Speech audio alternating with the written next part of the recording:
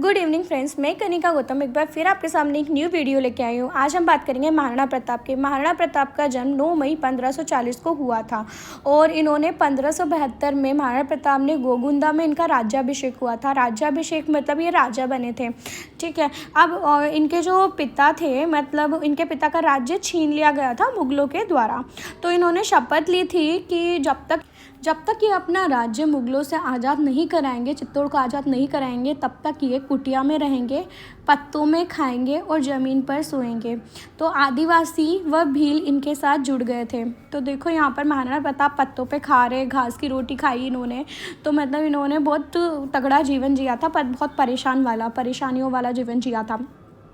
और गाडोलिया लुहार ने भी इनके साथ शपथ ली थी कि जब तक ये आज़ाद नहीं कराएंगे चित्तौड़ को, तब तक ये भी अपना घर नहीं बसाएंगे। तो आज के टाइम पे भी गाडोलिया लुहार कहीं एक जगह पर उनका ठिकाना नहीं होता, वो जगह बदल बदल कर रहते हैं।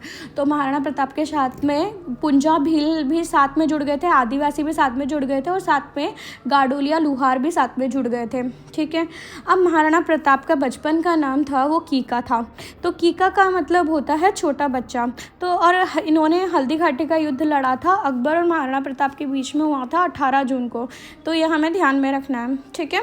अब इसके बाद हम बात करते हैं, तो जो हल्दी घाटी का युद्ध हुआ था तो ये अकबर और महाराणा प्रताप के बीच में हुआ था। तो इसमें क्या हुआ था कि महाराणा प्रताप हार गए थे, लेकिन अकबर ने भी एक तरीके से प्रतिज्ञा ली थी कि जब तक महाराणा प्रताप को नहीं पकड़ेंगे तब तक मतलब इनका उद्देश्य पूरा नहीं होगा, चाहे वो जिंदा पकड़ा जाए या फिर मरे हुए पकड़ा जाए। तो देखो महाराणा प्रताप जो है, उनके घोड़े का नाम चेतक था।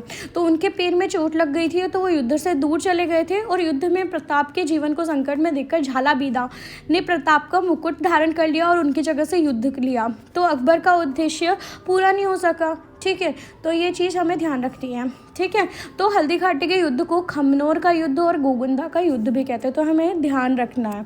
और महाराणा प्रताप की तरफ से जो सेना का सेनापति था ना, वो हकीम खां सूर था। तो महाराणा प्रताप और इसका सेनापति जो था मुस्लिम था, ये ध्यान रखना है आपको। और यही मुगल शासक अकबर था, उसका जो सेनापति था मतलब उसका नाम था जगन्नाथ कछवाहा। इसके बाद महाराणा प्रताप को अकबर पकड़ नहीं पाया और उन्होंने नई राजधानी बनाई। और इनकी जो नई राजधानी थी वो थी चावंड। इन्होंने नई राजधानी चावंड बनाई, ठीक है। और यहीं से ही चावंड शैली का भी आरंभ हुआ, मतलब चावंड चित्रकारी होती है उसका भी आरंभ हुआ, ठीक है। तो इसका जो प्रसिद्ध चित्रकार था वो नसीरुद्दीन था, महाराणा प्रताप का प्रसिद्ध चित्रकार था वो, ठीक है। और इसके बाद यहाँ पर महाराणा प्रताप की जो समाधि है वो है, महाराणा प्रताप की समाधि है बारडोली में, और महाराणा प्रताप के घोड़े की समाधि है वो बालीचा में है। और ठीक है, चेतक था इनका घोड़ा, ठीक है। अब देखो इसके बाद अकबर ने हार मान ली और महाराणा प्रताप को कुछ भी छेड़खानी नहीं करी, वो उसके आराम से ज़िंदगी जी रहे थे और महाराणा प्रताप।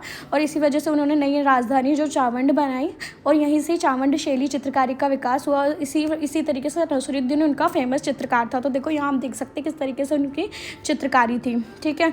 और चावंड के पास बारडोली नामक गाँव में महाराणा प्रताप का अंतिम संस्कार किया गया, ठीक है। कर्नल जेम्स टोड लिखते हैं कि आल्प्स पर्वत के समान अरावली में ऐसी कोई घाटी नहीं जो महाराणा प्रताप के किसी न किसी वीर कार्य, उज्जवल विजय या कीर्तियुक्त पराजय से पवित्र न हो। तो ये धनुष की डोरी बांध रहे थे और उस टाइम इनकी मृत्यु हो गई। तो कर्नल जेम्स टोड ने हल्दी घाटी के युद्ध को मेवाड़ का थर्मोपल्ली बोला और दिवेर को मेवाड़ का मैराथन बोला, कर्नल जेम्स टोड ने।